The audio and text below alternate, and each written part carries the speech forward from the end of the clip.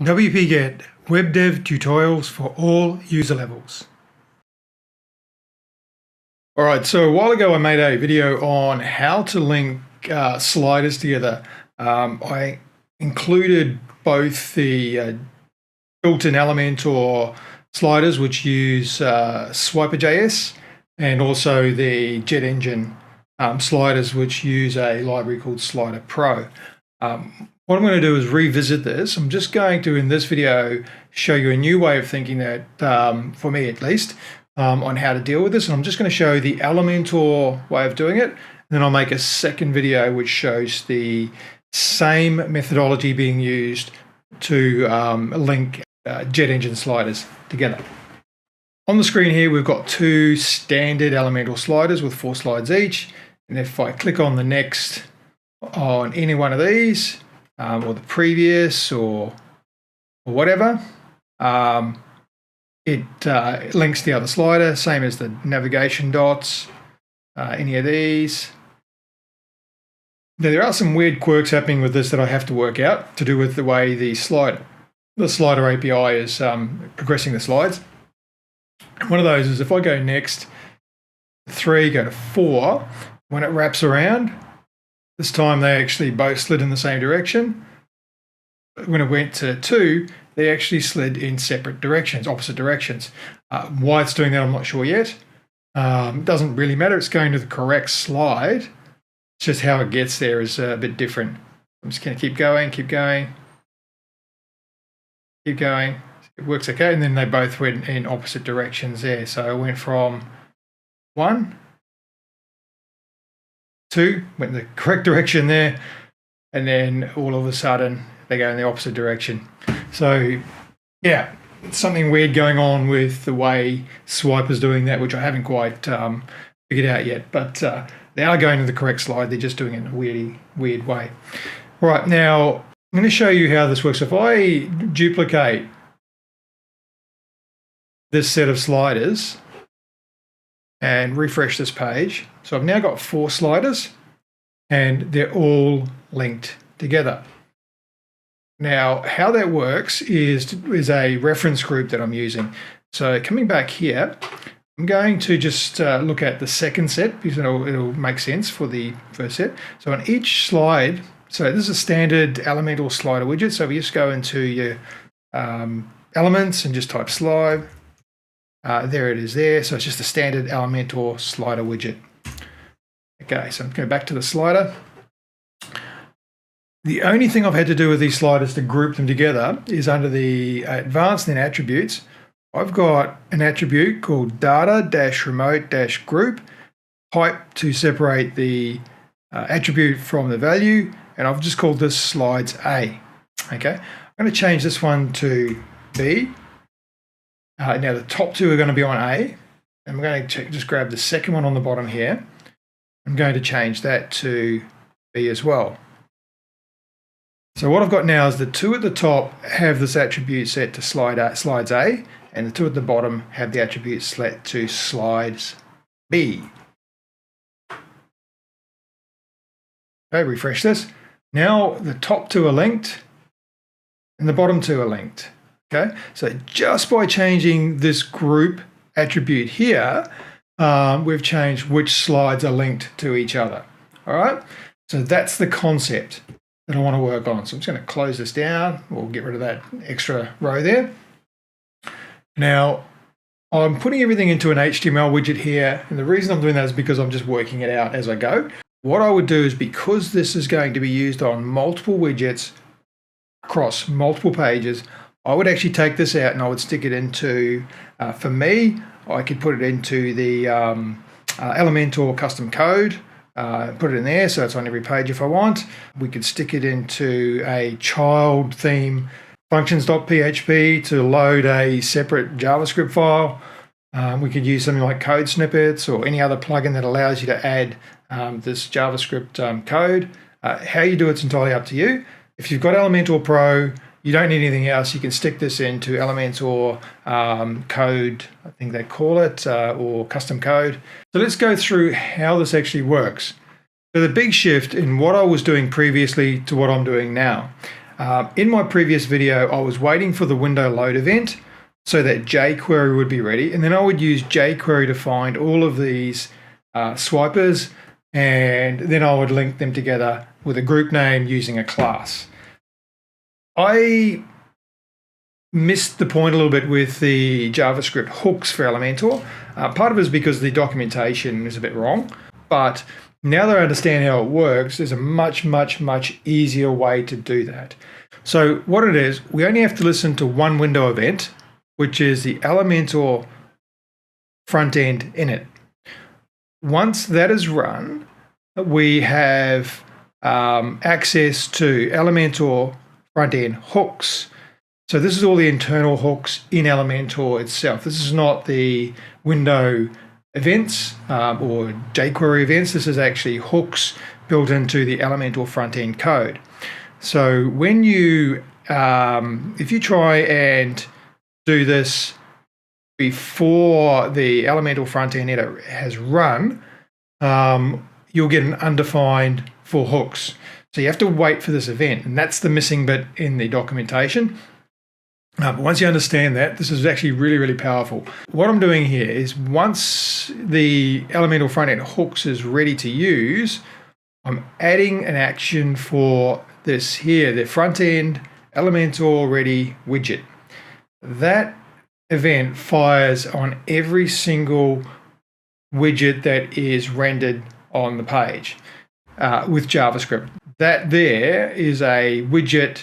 So you can be specific about the widgets that you want to fire on, but because I want this code to run on every widget and then check for what they've got, what this does is it calls my init listener every time a widget renders.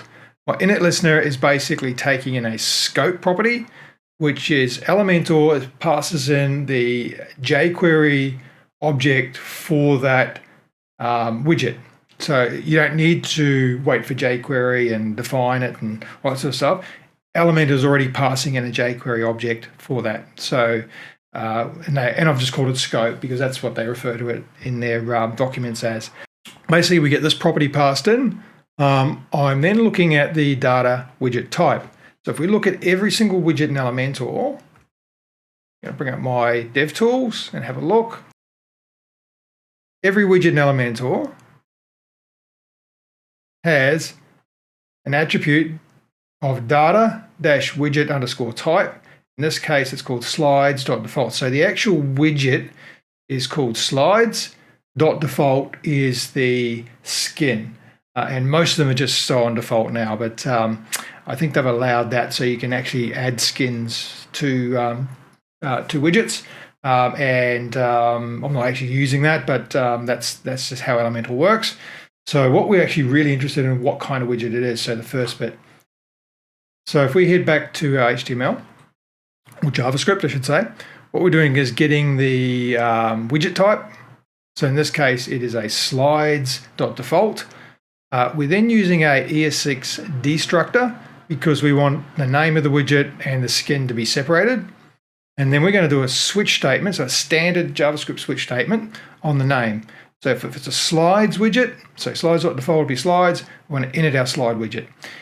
Down the track, we can add other widgets to this. So if we want to run our own initializers every time a particular type of Elementor widget, or even doesn't have to be a native Elementor, could be any third-party widget, it will have a unique name. So we can run our own initializers whenever that particular widget type runs. So this is a much cleaner way of doing it than searching for all the classes and with jQuery. I'm really enjoying this way of working. In my next video, I will probably add another one for Jet Slider or Jet Slider, whatever it is, and then show you how that works. So in this case, we're just going to do the one. So I'm going to tell it to, when I see a slide widget initialize, then call my method to init the slide widget, pass in the scope, which is the jQuery reference to it. So down in here, I've got some initializers. So I've separated those out.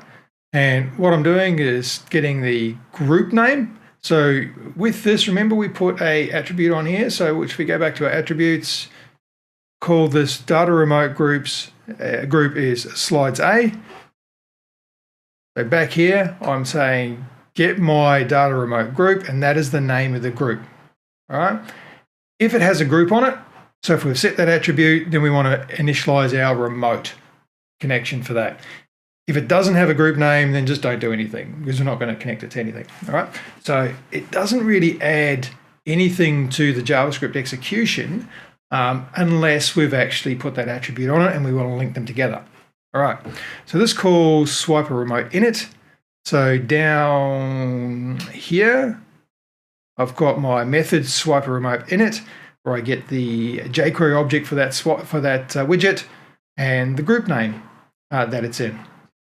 All right, so I get a reference to the container. So jQuery, find the swiper container, and with Elementor, what it does is it runs this initializer before the JavaScript has run on that particular widget. So in this case, I'm just setting a timeout of 100 milliseconds. I'm hoping that's enough in every case, but it might need to be more. So I'm waiting to allow the JavaScript attached to that widget to run. In this case, it's going to be swiper. I'm allowing that to run before I try and reference it.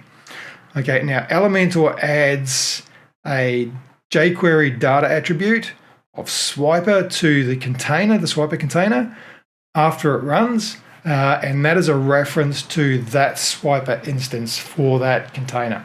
So we want that reference.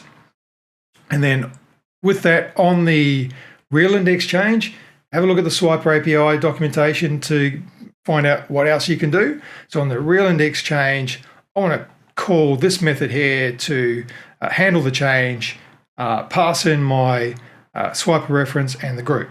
We'll run through that shortly. Now, that's a event listener for when that actually changes. Now, if we haven't got a group for this swipe, so in this case, we called it slides A. If the swiper ref groups slides A doesn't exist, then create an empty array. Now, that's the variable we set up here as an object, and this is to hold a list of our groups and then the swiper references in those groups. All right, so make an empty array if it doesn't already exist. If it already exists, it will already be an array. And then what we're going to do is on that group, we're going to push our current swiper ref. So this swiper here, this widget runs, swiper runs on it, calls the initializer.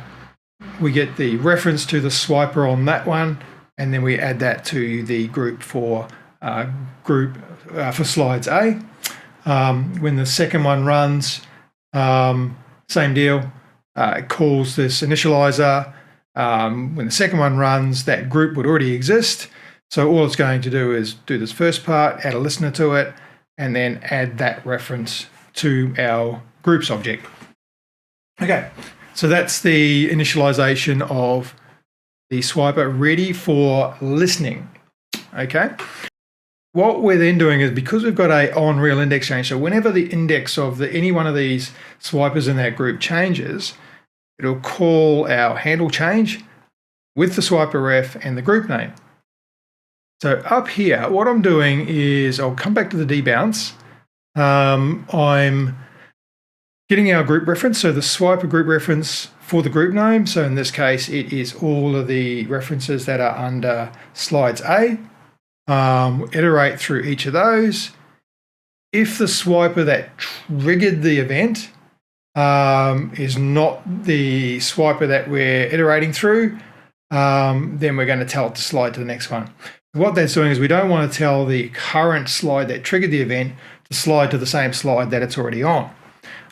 So that's what that's all about. So then it'll tell all of the other swipers in that group to slide to. Again, look at the API documentation for that. The trigger swiper's active index over a transition period of 500 milliseconds, and we want to run all of the callbacks. Now, when you run this slide to, by default, the callback's set to false. So if you don't define that, it's false, which means it doesn't run any of the callbacks after it's transitioned. And I'll show you what that actually does. If I refresh here, Now, see how this left slide, when I change slides, this heading animates in. On the right hand, the heading's not animating because the trigger to animate this is running on the callback after the transition. So if we set that to true, we're saying after you've transitioned, run your callbacks. Now, if I do a Control F5 and I go to the next one, now the heading slides in properly. So that's the reason for that. Now this, I've just set to 500 milliseconds, which is the default transition. If you want different transition times, you can change it here or rewrite this code so that it looks at the data settings on that widget and pulls the transition time out of that and use that. So you can actually set it on the slide you're going to use as your trigger, and that transition time would translate through to all the others. So I'm not doing that here, but you can do that if you want to. That's pretty much all there is to it. So iterate through all of the swiper references in that group. If it's not the trigger swiper that we're looking at, then tell it to slide to whichever the trigger slider's active index is. Now, this bit up here, the swiper debounce, what we wanted to do here is make sure that when I trigger a change on this slider, the active index changes, which then tells the next slide or the other sliders in the group to transition to the next slide, which means their active index is going to change as well. So what will happen is, where are we on this real index change? Even though we didn't click on that, it was changed by JavaScript. It's going to call this listener here. So this event here. So what we don't want to do is have a loop where this slider, we click on it, it changes the index on that one. That then calls the real index change, which changes the index on this one. And we end up with this infinite loop of sliders trying to update each other. So the way I deal with that is a very simple debounce. So we just create a variable for debouncing. In this case, it's called swiper debounce. Then in here, if the swiper debounce has any value, then do nothing, return. Okay. We then set a swiper debounce equals a timeout of, I've got 500 milliseconds. If this 500 milliseconds expires, then clear the timeout and set the swiper debounce to null. What that's doing is that it will only allow this code to run every 500 milliseconds. So I trigger a change here. It then triggers a change on the next slide, which will call this method. But this method goes, I'm not going to do anything with that because I'm still within the 500 milliseconds. That is pretty much it. That is my new thinking on how to handle this linking of these widgets. I'm loving this new thinking here where basically I'm listening for an Elementor event rather than trying to figure out through jQuery when these things have happened, or using mutation observers or whatever you use. This is a much easier way to do it. So I will chuck this code up there. If you can improve on it, let me know. There are obviously some things that need improving there a little bit. I will then work on the next part, which will be the JIT sliders, and I'll put up a separate video for that. So if you like this kind of thing, please let me know. Please subscribe. Please like it. I'm really keen to know whether this is worth doing, whether you guys actually want this kind of tutorial or if I'm just wasting my time. But please let me know and encourage me to do more of this if this is what you want. Thank you.